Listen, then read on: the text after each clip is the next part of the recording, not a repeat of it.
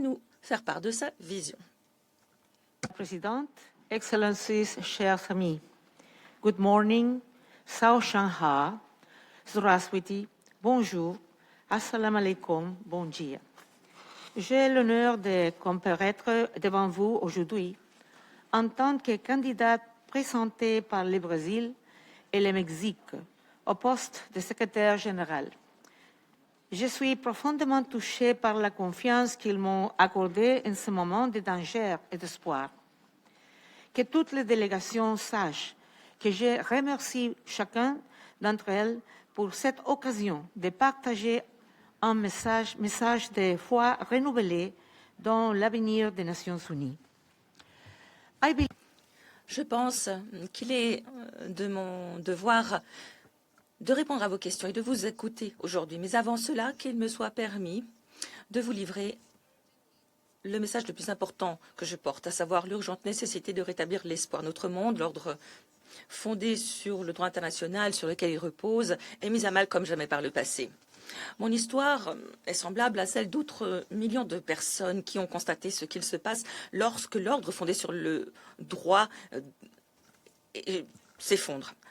Le jour du coup d'État en 1973, mon père, un membre de l'armée de l'air chilienne, convaincu de l'importance de l'état de droit, a subi les conséquences du fait que ceux qui étaient au pouvoir se sont retournés contre lui. Et pourtant, ce furent les pressions internationales et la solidarité mondiale qui contribuèrent à rétablir la paix et la démocratie dans mon pays.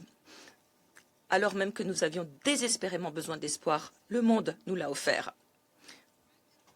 Des décennies plus tard, le peuple du Chili m'accordait l'honneur de mener notre nation. Et c'est avec cet engagement profond que j'apporte avec moi l'expérience de mon pays, un peu comme d'autres, à cette organisation pour la mener avec espoir une fois encore. J'ai été élue à 2 reprises présidente de la République, première femme à occuper ce poste. J'ai été ministre de la Santé, de la Défense, première directrice exécutive d'ONU Femmes et haute commissaire aux droits de l'homme. Pendant près de 20 années de vie publique au niveau national et international, j'ai conjugué la défense des principes humains, un leadership réaliste et pratique. La paix et le développement exigent cet équilibre. La confiance dans l'ordre international, la confiance dans nos institutions se renforcent mutuellement. Dans les 2 cas, une expérience robuste est nécessaire, tout comme un attachement des reins à la Charte des Nations Unies. Je me trouve devant vous pour regagner, récupérer cette urgente nécessité de dialoguer, parce que les délibérations, la coopération multilatérale sont le socle sur lequel s'est fondée cette organisation et elle demeure un pont vers l'avenir. La vision que je porte est le fruit d'un miracle de dialogue, parfois difficile, parfois improbable, même lorsque tout était contre nous. Je sais que cela fonctionne. J'ai vu qu'il était possible de transformer l'impensable en possible. N'oublions pas l'article 33 de la Charte qui exige des solutions à travers de la négociation, de l'enquête, des médiations, de la conciliation. Aujourd'hui, je m'engage solennellement à respecter ce mandat fondé sur le dialogue dans toutes les actions que je poserai. Je m'engage aussi à respecter au pied de la lettre la Charte. Meilleure assurance offerte aux États membres de garantir l'impartialité. C'est aussi la base nécessaire à la confiance. Nous avons besoin d'une ONU moderne, concentrée sur des résultats réels, réalisables, vérifiables, caractérisée par une gestion efficace, la cohérence, un leadership digne de confiance. J'envisage une organisation des Nations Unies qui anticipe, qui prévient, qui crée, qui unit dans un objectif unique, servir les États membres et leurs citoyens. Cette organisation et le système complexe qui est le sien reste le fruit d'un projet collectif d'États les plus ambitieux, généreux et couronnés de succès de l'histoire. Depuis l'aviation civile jusqu'à l'aide humanitaire, en passant par la propriété intellectuelle et la stabilité monétaire, sans oublier le maintien de la paix et la météorologie, le système de l'ONU a été tissé sur la trame de notre vie quotidienne.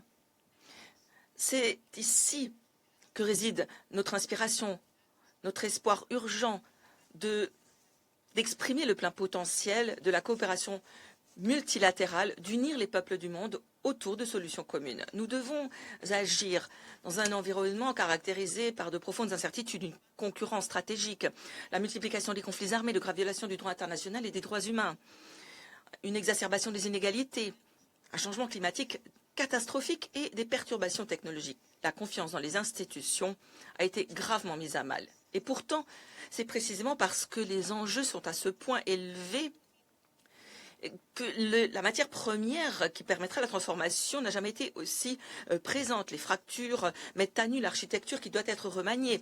Les perturbations contraignent à imaginer plus que les progrès itératifs ne pourraient l'exiger. Ce n'est pas qu'à toute chose malheur soit bon, c'est simplement que dans la difficulté, nous pouvons trouver des solutions durables.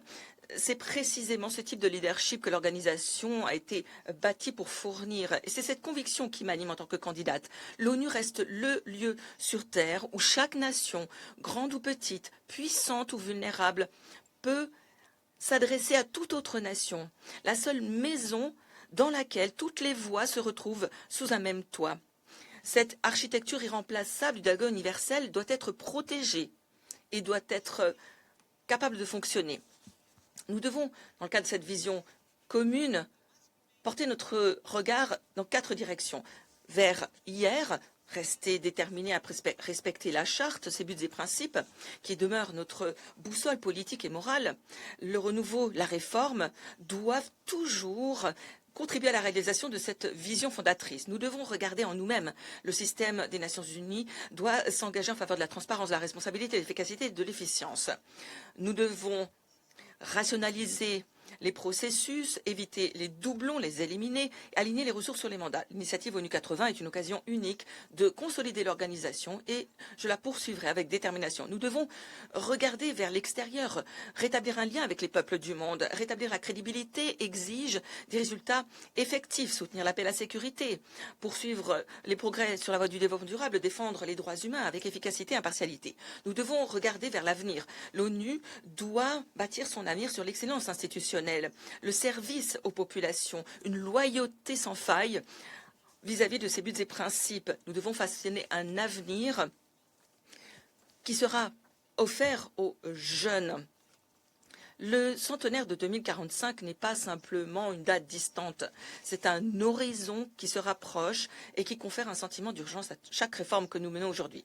S'agissant de la paix et de la sécurité, la priorité doit être la prévention, la diplomatie discrète, l'alerte précoce, l'engagement pérenne avec les acteurs régionaux, la médiation professionnelle peuvent mettre un terme à l'escalade avant qu'elle n'aboutisse à une catastrophe. La secrétaire générale doit rester engagée, doit demeurer un canal de communication, même lorsque le consensus semble distant. Pour ce qui est du développement durable, les priorités clés seront l'élimination de la faim de la pauvreté, la réduction des inégalités, le comblement de la fracture numérique, la réalisation d'une action climatique véritable pour laisser aux générations plus jeunes un monde capable de leur offrir des débouchés, des emplois, la dignité et l'espoir. Pour ce qui est des droits humains, la dignité humaine doit demeurer au cœur de l'action de l'ONU. Les droits humains ne sont pas simplement au cœur d'une vie digne. Ils sont aussi des outils de prévention permettant une paix durable, la stabilité mondiale, l'excellence. J'ai accepté ma candidature pour me joindre aux millions de personnes qui ont désespérément besoin que l'on entende leur appel urgent en faveur de l'espoir, l'espoir d'un dialogue, d'inspiration, un espoir déterminé, passionné, pour retrouver la foi en un leadership des Nations Unies en ces heures difficiles. Rappelons-nous l'intervention finale de Nelson Mandela devant l'ONU qui disait ici même de réaliser un rêve réalisable. Il espérait que des dirigeants verraient le jour qui ne permettrait pas que qui que ce soit privé de liberté. C'est dans cet esprit que je me propose humblement de répondre à l'appel de Mandela en offrant mon expérience à la tête de cette organisation en ces moments sans précédent. Violeta Parra, chanteuse folk légendaire de mon pays, chantait que les 2 matières qui forgent son art sont votre chant, qui est le mien, le chant de tous, qui est aussi le mien. C'est ce rêve qui s'exprime dans la bouche d'autrui, devenant un mot et un chant partagé. Nous ne devons pas baisser les bras face au désespoir. Bien au contraire, nous devons choisir l'espoir, réparer, anticiper, avant tout avoir le courage de coopérer pour que le monde puisse à nouveau prospérer, vivre en paix, garantir à tout un chacun la dignité humaine. Telle est la vision que je vous propose pour un avenir de renouveau au sein des Nations Unies. Merci.